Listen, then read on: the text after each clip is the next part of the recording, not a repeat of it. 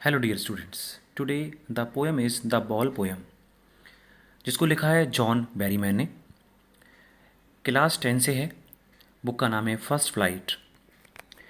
इस पोएम के माध्यम से जो पोएट हैं वो यह कहना चाहते हैं कि हमें किसी भी तरह से मैटेरियलिस्टिक लाइफ के लिए इतना पॉजिटिव नहीं होना चाहिए।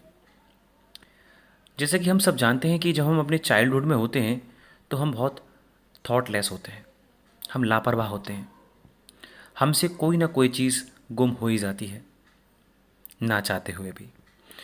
और मुझे पता है कि आप लोगों से भी आपके चाइल्डहुड में या अभी जो आपका, अगर आप सुन रहे हैं जो आपसे छोटे भाई बहन हैं, उनके साथ ऐसा हुआ होगा या हो रहा होगा।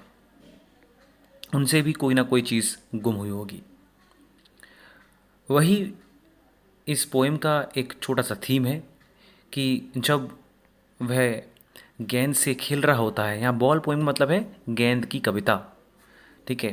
तो जब वो गेंद से खेल रहा होता है तो उससे वो खो जाती है। तो नरेटर यहाँ पर हमें ये बताना चाहते हैं कि हमें उस बॉल को भुला करके क्या करना चाहिए। क्या उस बॉल के पीछे पड़ जाना चाहिए कि बॉल हमें कैसे मिल जाए और उस पर रोना चाहिए, या फिर बॉल को भुला देना चाहिए। तो पोएम को स्टार्ट करते हैं। पहली जो लाइन है इसमें वो है, what is the boy now who has lost his ball. Clear. दरअसल क्या है, इसमें कोई स्टेंजा नहीं है, तो हम इसमें बिना स्टेंजा को सेपरेट किए हम ऐसे ही पोएम को आगे ले जाएंगे। तो जैसे कि हम बता रहे थे इसमें कि एक लड़का है, आप जैसा ही होगा, थोड़ा आपसे छोटा भी हो सकता है। तो एक लड़का है इसमें और उससे एक गेंद जो है खो जाती है। अब क्या होगा, what is the boy now who has lost his ball. अब आगे बढ़ते हैं। What what is he to do? I saw it go merrily bouncing down the street and then merrily over there it is in the water। ये शुरुआत की ये 4 lines हम पढ़ रहे हैं। ओके। तो जैसा मैंने बताया कि जो बॉय है वो गेंद से खेल रहा है और अचानक से उसकी बॉल गुम हो जाती है वाइल प्लेइंग। क्लियर। अब वो क्या करने वाला है, तो जो नरेटर हैं, जो पोएट हैं, वो उसको देख रहे हैं वो क्या कर रहा है जब उसकी बॉल खो जाती है। तो नरेटर बता रहे हैं कि मैंने उसे कहाँ देखा, मैंने उसे गलियों में देखा खुशी खुशी उछलते हुए, और फिर सड़क के पार, और अब वो कहाँ है, पानी में है। क्लियर। तो यहाँ वर्ड है मैरिली, दैट मीन्स हैप्पीली। तो यहाँ पे जब बच्चे की वो बॉल गुम हो जाती है, तो जैसे कि हम जानते हैं कि हम जैसों के लिए ये तो एक माइनर कॉन्जुकेंस है, ओके, लेकिन उस लिटिल बॉय के लिए ये बहुत ही वैल्यू रखता है। तो यहाँ पर जो पोएट हैं वो ये कहना चाहते हैं कि भाई देर आर अदर बॉल्स, लेकिन क्या है, उस बच्चे को वही बॉल चाहिए। The boy wants the same ball. दरअसल क्या होता है कि जब हम किसी चीज़ से डेली खेलते हैं तो हमारा उससे एक अटैचमेंट हो जाता है। कोई भी चीज़ हो, चाहे वो लिविंग हो चाहे वो नॉन लिविंग हो, अगर हम उसके साथ कुछ वक्त बिता रहे हैं तो उससे हमारा एक अच्छा अटैचमेंट बन जाता है, एक अच्छा बॉन्ड बन जाता है। तो उस बच्चे के लिए, उस लिटिल बॉय के लिए वो जो बॉल है एक अहम हिस्सा है उसकी लाइफ का। क्लियर। चलिए आगे बढ़ते हैं। आगे की लाइंस क्या कहती हैं, no use to say oh there are other balls, an ultimate shaking grief fixes the boy as he stands rigid, trembling, staring down all his young days into the harbor where his ball went। यह जो word है आपका ultimate, इसका मतलब होता है last, final. Grief का मतलब आप जानते होंगे, जिसका मतलब होता है दुखी या दुख। क्लियर। और एक रिजिड वर्ड है जिसका मतलब होता है हार्ड, यानी कि जब कोई व्यक्ति किसी चीज़ के पीछे पड़ जाता है, जैसे कहते हैं जिद्दी। ओके। हार्बर का मतलब है तो होता है आपका पोर्ट, जहाँ पर शिप्स वगैरह रुकते हैं। क्लियर?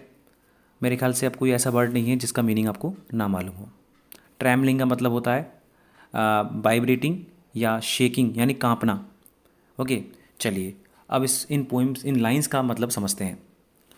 तो यहाँ पे जो पहली लाइन है, no use to say oh there are other balls, यानी कि यह बात कहने से कोई फ़ायदा नहीं होगा कि हम ये कहें कि दूसरी गेंदें भी हैं। तो गेंद का खोना इतना इम्पॉर्टेंट नहीं है, या गेंद का खोना इतना इम्पोर्टेंस नहीं रखता कि जिसकी इतनी चिंता की जाए। और फाइनल दुख से वह कांपते हुए लड़का कहाँ चला जाता है? हार्बर पर। वहाँ पर खड़ा हो जाता है और अपने उन पुराने दिनों की याद करता है जहाँ उसकी गेंद गिरी थी। क्लियर? आगे बढ़ते हैं। I would not intrude on him. A dime another ball is worthless. Now, he senses first responsibility in a world of possessions. People will take balls, balls will the lost always. Little boy, and no one buys a ball back. Money is external. Intrude का meaning होता है interfere, और dime का meaning होता है, dime जो है currency है आपकी अमेरिकन, ठीक है, जिसका मीनिंग होता है 10 सेंट। वर्थलेस का मतलब बेकार, यूजलेस। पजेशंस का मतलब कि चीज़ को राइट में लेना, यानी कंट्रोल में रखना। और एक्सटर्नल का मतलब आप सब जानते हैं, आउटवर्ड या बाहरी। ओके, तो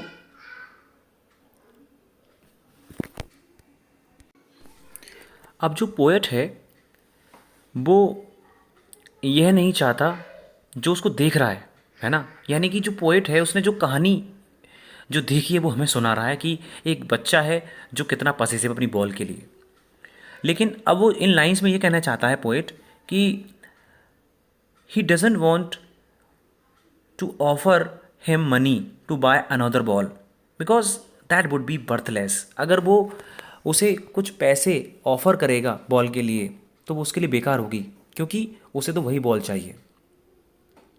लेकिन यहाँ पर जो बच्चा है वो इस उत्तरदायित्व को महसूस करता है, यानी कि वो अपनी इस रेस्पॉन्सिबिलिटी को समझता है जो इस पूरी दुनिया में या पूरे संसार में उसे लेनी चाहिए।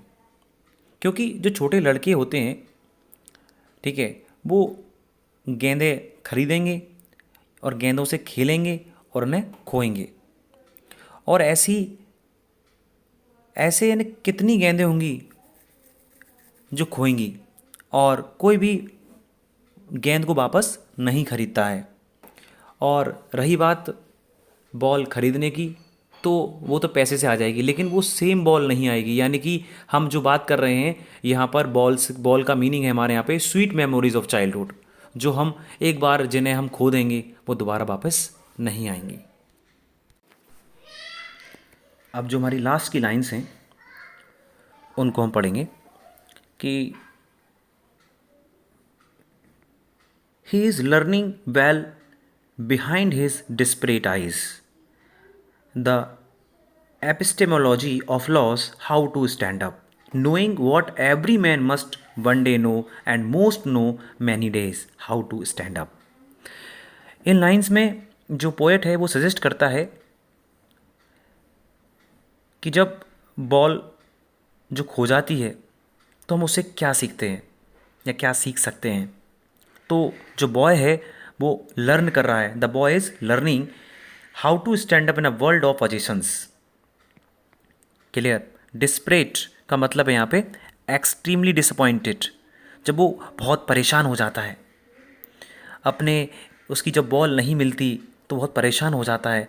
तो वो अपने आप को मतलब यहाँ पे क्या सीख रहा है, तो वो सीख रहा है कि हाउ टू स्टैंड अप, यानी कि जब कोई चीज़ खो जाती है तो उसके खो जाने पर हमें गम कितना करना चाहिए, यानी कैसा गम करना चाहिए।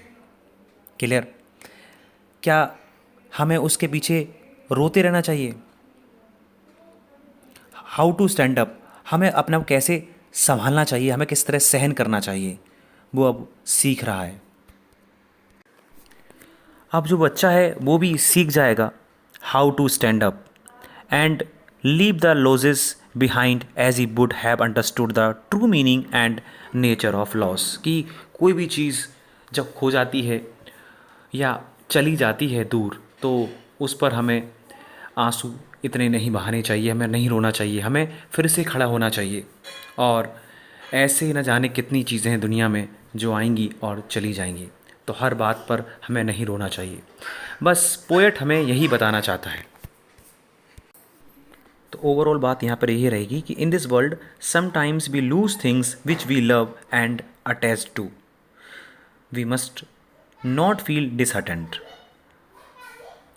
and try to stand up and bear the loss through self understanding, as the boy who lost the ball he loved was trying to learn। Clear? तो हमारी जो द बॉल पोएम की जो ख़ास बात यही है कि हमें हमारी दुनिया में कभी कभी हम उस चीज़ों को खो देते हैं जिससे हम बहुत ज़्यादा प्यार करते हैं, जिससे हम बहुत ज़्यादा अटैच होते हैं। क्लियर? तो हमें डिसहार्टन फील नहीं करना चाहिए और हमें फिर से खड़े होना चाहिए। Clear? Thank you so much. Hopefully आपको ये पोएम समझ में आ गई होगी। Thank you so much.